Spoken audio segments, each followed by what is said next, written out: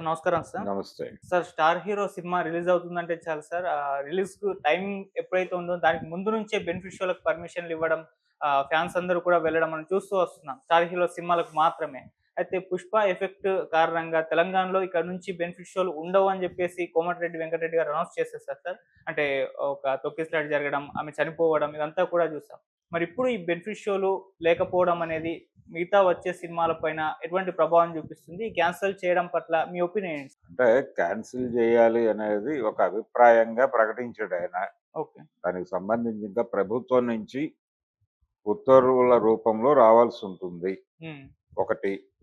రెండోదేంటంటే ఇవి లేకపోతే రెవెన్యూస్ రాని లెవెల్‌లో బిజినెస్ జరుగుతోంది. హ్మ్. అంటే జనం నుంచి ఎక్కువ మోతాదులో డబ్బులు తీసుకుంటే తప్ప బ్రేక్ ఈవెన్ కాలేని పరిస్థితిలో బయర్స్ ఉన్నారు. రన్ అనేది మర్చిపోతున్నారు. అంటే సినిమా అనేది గతంలో 5 ఏళ్ల పాటు అగ్రీమెంట్లుండేవి. కాబట్టి 5 ఏళ్లలో ఎప్పుడైనా దాని మీద సొమ్ము చేసుకోవచ్చు అనే మూడ్‌లో ఉండేవాళ్ళు. మొదటి రోజే కోసుకు తినేయాలి అనేటువంటి ఆతృత ఉండేది కాదప్పుడు.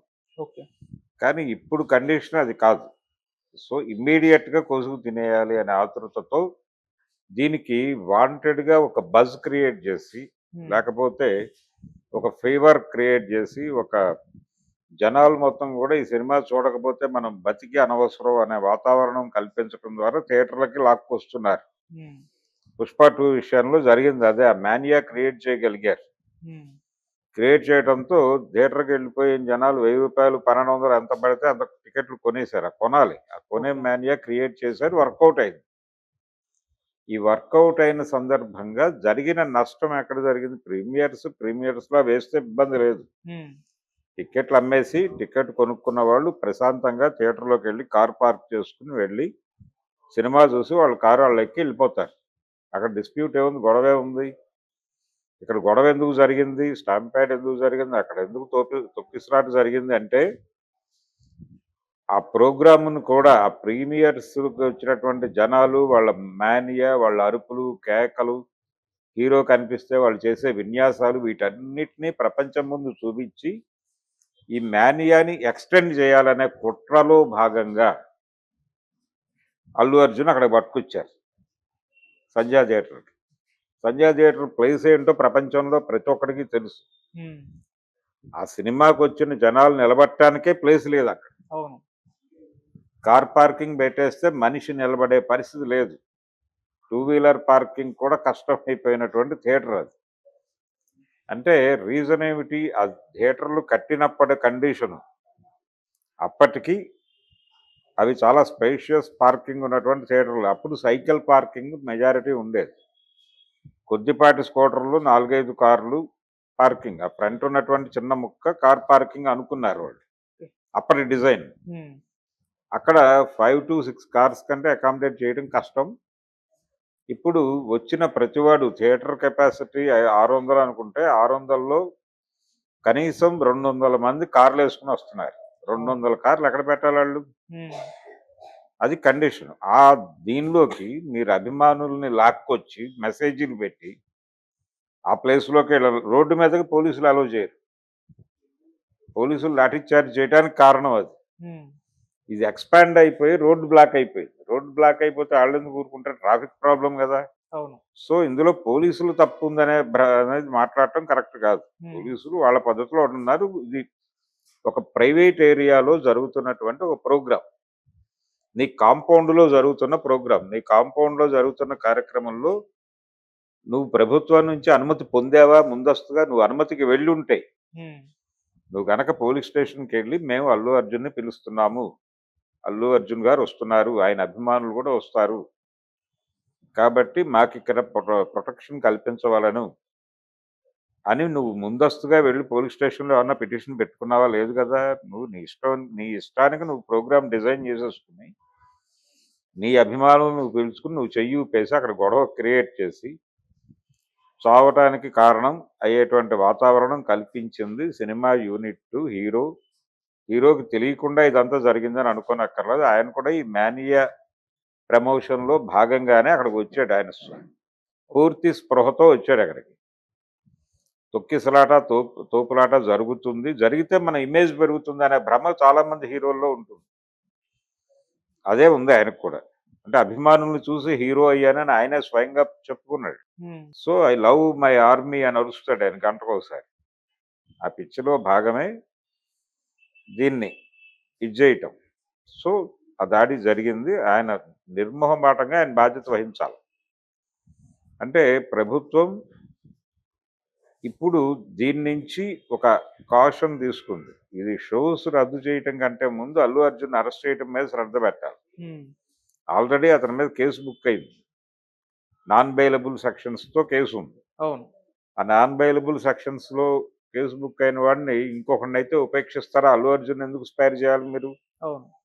తీసుకెళ్ళి ఇమ్మీడియట్గా లోపలేసేయాలి కదా. బెయిల్ పెట్టుకుని బయటకు వస్తాడా, ముందస్తు బెయిల్కి వెళ్తాడా, యాంటిసిపేటరీకి వెళ్తాడా, వేరే గొడవ.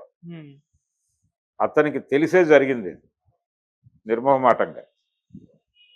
సో ఇప్పుడు ప్రభుత్వం ప్రీమియర్స్ రద్దు అనే కార్యక్రమం కన్నా కూడా ప్రీమియర్స్ వేసుకోండి, లేకపోతే వ్యాపారం, మార్కెట్ ఎకానమీలో ఉన్నాం మనం, వ్యాపారమే. సో వ్యాపారానికి అడ్డుపడితే ఊరుకోరు. ఇప్పుడు ఏం జరగబోతోంది అనేది చెప్తా.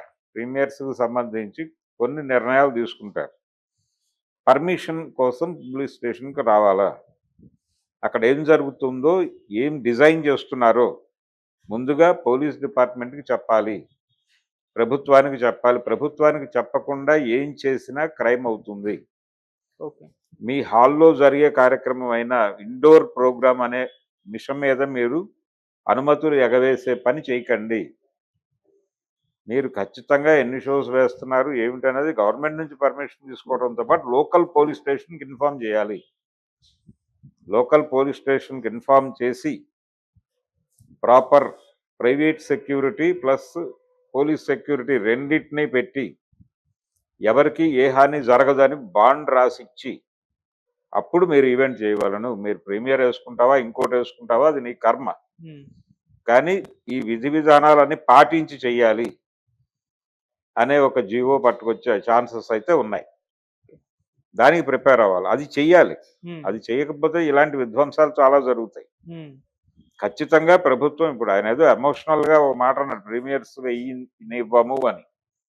ఇది కేవలం ఈ ఈవెంట్ సందర్భంగా మాట్లాడిన మాట, కానీ అంతవరకే ఆగకూడదు. అది ఖచ్చితంగా వీళ్ళ మీద కేసులు పెట్టి వీళ్ళందరినీ లోపల వేయాల్సినటువంటి అవసరం ఉంది. ఆ పిఆర్ టీం ఎవరైతే మెసేజ్లు ఫార్వర్డ్ చేశారో వాళ్ళని ముందు లోపల వేయాలి. అల్లు అర్జున్ కంటే ముందు వాళ్ళ మీద కేసు ఫైల్ చేసి లోపల వేసేయాలి.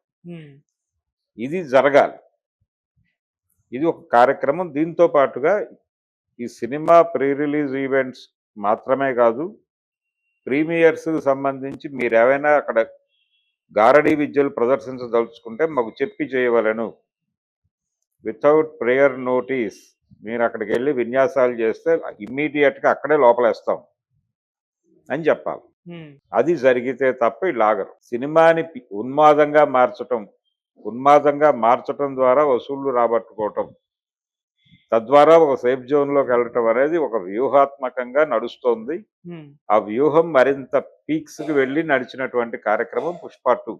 అందుకని ఆ అభిమానుల్ని తెప్పించటము ఇదంతా ప్రోగ్రాంలో భాగంగా డిజైన్డ్గా జరిగింది. ఆ అమ్మాయిది డిజైన్డ్ మర్డరే, రేవతి అనేటువంటి మహిళది. సో ఖచ్చితంగా వీళ్ళ మీద కేసులు పెట్టి లోపల వేసి ఈ ప్రీమియర్స్కి కొన్ని ఆంక్షలు విధించి ఈ ఆంక్షల మేరకు ప్రీమియర్స్ పడాలి అని ఉత్తర్వులు ఇవ్వాల్సిన అవసరం అయితే ఉంది. Okay sir. అంటే ఒకరే తెలంగాణలో సార్, ఏపీలో కూడా ఎక్కడైనా చేయాలి. అది తెలంగాణలో జరిగింది, ఏపీలో ఎందుకు జరగదు?